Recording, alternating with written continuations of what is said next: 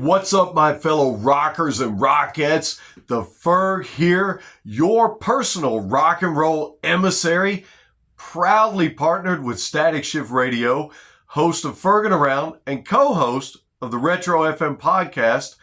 Also, let me shout out to my good friend Robert over at ingWithY-Eagle-Y podcast, and a big shout out to Shep over at Real Rock Nights 101. Check those guys out as well. Hey, we're back in our series on the 1990s, and in the year 1991 to be exact. And we're stopping off today with this seminal album right here, Pearl Jam's 10. Would you like to hear what I've got to tell you about it? I'm glad you said yes, because that's what we're going to do coming up next on today's episode.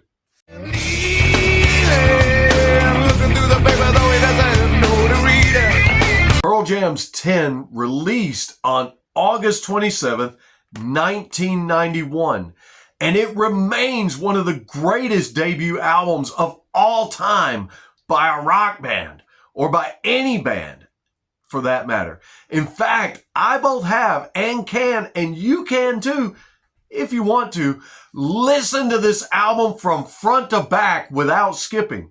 I mean, from start to finish, it's that good. The music is that good. It's just some incredible, unbelievable hard rock and roll. Now, it got considered alternative later on, and at the time, this album was probably the most influential album during the grunge era, probably even more so than Nirvana's Nevermind, just because it was that good, and it opened up doors to people listening to other bands that would soon follow suit, like Stone Temple Pilots and Bush and Smashing Pumpkins and a plethora of bands. However, Pearl Jam never really fit the grunge category because their music at the time was appealing to those who were modern rock fans and those who were classic rock fans. It seemed like everybody loved Pearl Jam, and especially this album. And in fact, I was blown away when I heard my grandmother say that she liked Pearl Jam. And no, she wasn't talking about jam. I've had some jams, and there's no Pearl Jam. She actually liked the music, which my grandmother was a music lover, by the way. And so I took her to mean what she said. But Pearl Jam was so influential, and so was this album. And in fact, 10 has sold 15 million copies worldwide. Some estimate it at selling 20 million, depending on the data and where you get it from. Now, there's a lot of you out there that already know this band. You already know this album, probably know everything I could possibly tell you about it. And you probably already know that the band originally was named for NBA superstar Mookie Blaylock, and that the album's name 10 was in honor of his jersey number. You probably already know that. You're probably already familiar with some of the major songs like Alive, Even Flow, Jeremy, and Black. And if you're familiar with that song Black, you owe it to the radio DJs, because Pearl Jam was not originally going to release that one, as the other three songs, Alive, Even Flow, and Jeremy, were already doing great in the charts. They weren't going to release it, but radio DJs said, what the heck, this is too good. We've got to put it out there for the people. And that's what I'm trying to do for you guys, put the greatest music out there for you guys to listen to. Putting it out there for the people. That's why I am your personal rock and roll emissary. I want to be the voice that drives you to the music that inspires you.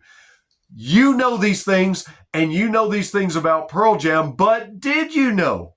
Did you know that producer Rick Parashar used a pepper mill and a fire extinguisher for percussion on the song Oceans? It says so in the liner notes.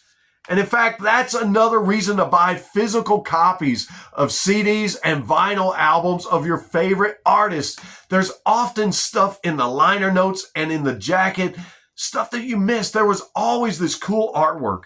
And a lot of times there was a lyric sheet in there so that if you didn't know the lyrics, you could listen, you could go and read the lyrics and figure out what the band was singing and what they were saying. And oftentimes the disc jacket had a double function. Oftentimes served as a poster.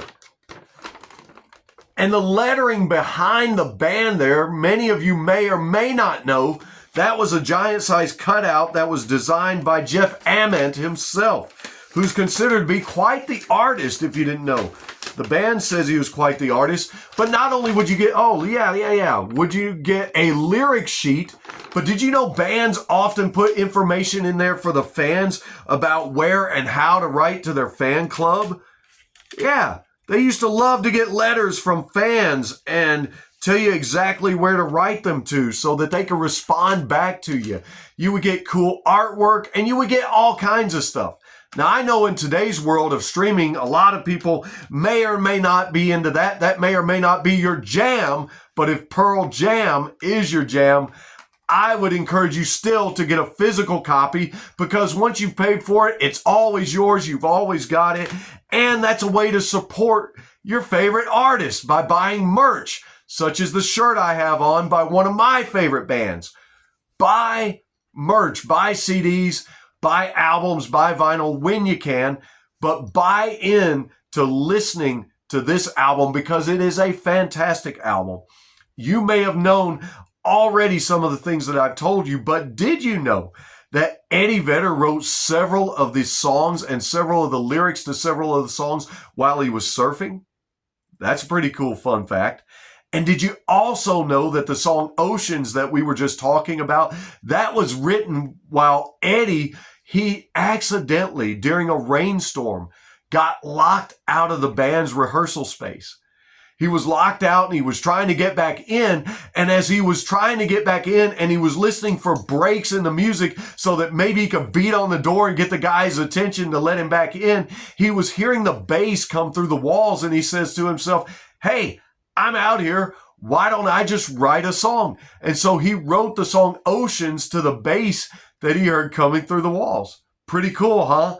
That's a way to be productive, especially as an artist. I tell you what, I love stories like that. Did you also know that Alive? Oh yeah, Alive was written while Eddie was surfing. That was something I was going to tell you too. But Alive was written about Eddie discovering that a family friend of his family's who had passed away was actually his biological father. Did you know that? That sheds some more light on the song when you go back and listen to it. Did you also know that the now legendary 2-minute guitar solo on Alive, that was Mike McCready honoring and channeling his very own guitar hero, Ace Frehley.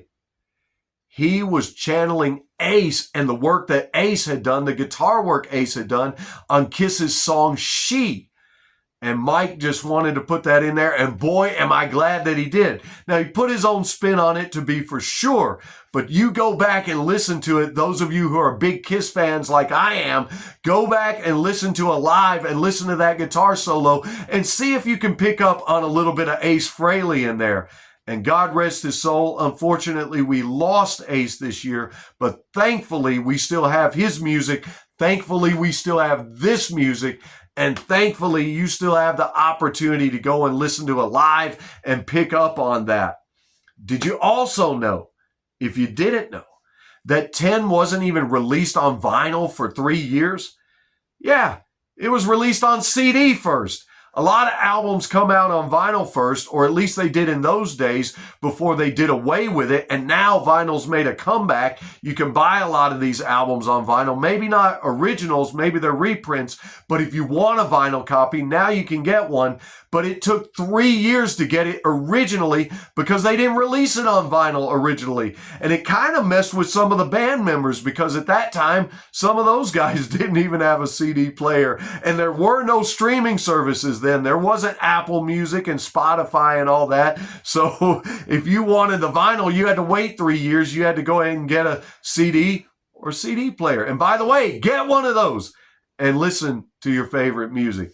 Okay, I'm done with my soapbox, I guess, for a little bit. Did you also know this? Did you know that the drums on Even Flow were recorded in an empty water tank, which is what gave them that unique echo effect? Go back and listen to Even Flow and see if you can pick up on that. Did you also know that Even Flow took forever to record?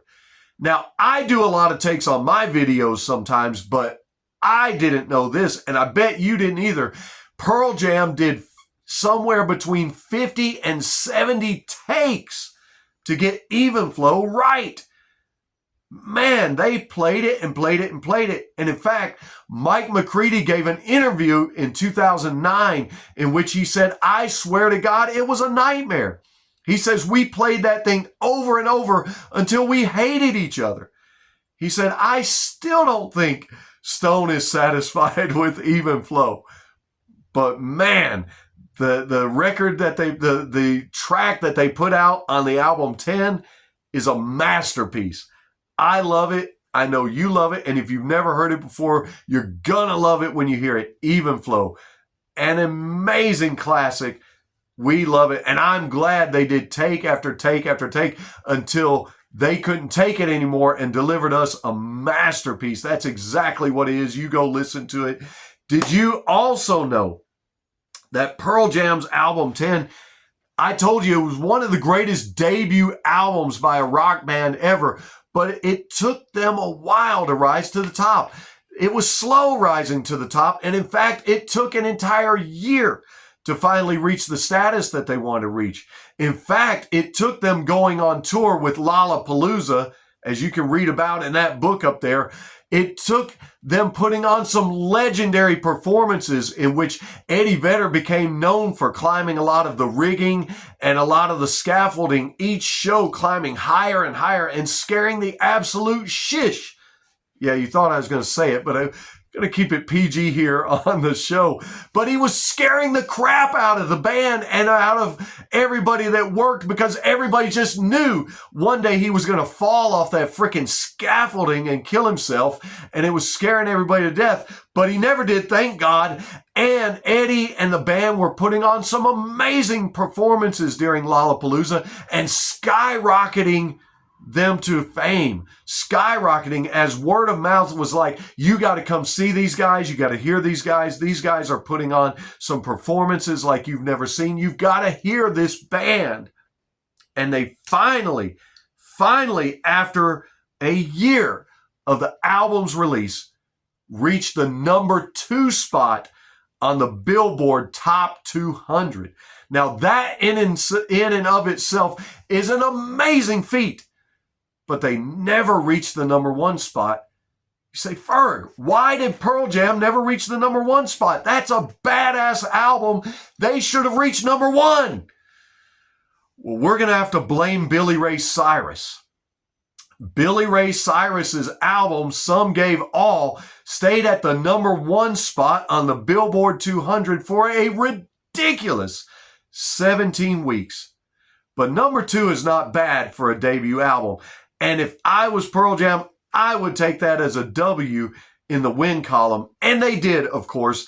And the songs on this album 10 are legendary. And they're played all over rock radio everywhere today. And I hope somewhere tonight they're going to be played on your playlist.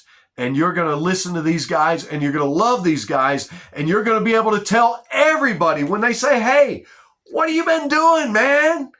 I just been ferging around and listening to 10 by Pearl Jam. Why don't you do the same? Hey, it's been fun presenting this. I love presenting these albums to you in our 90s series. Thanks for tuning in. Thanks for keeping rock alive. And until next time, I've been the Ferg.